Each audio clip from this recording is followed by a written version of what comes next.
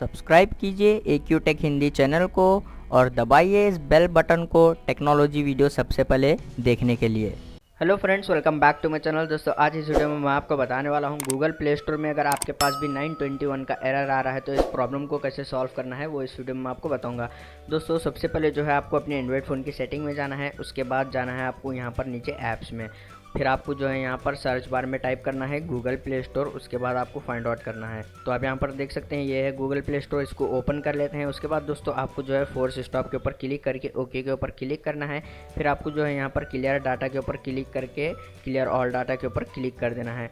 दोस्तों, उसके बाद जो है आपको अनइंस्टॉल अपडेट के ऊपर क्लिक कर इस ऐप का जो है अपडेट अनइंस्टॉल करना है।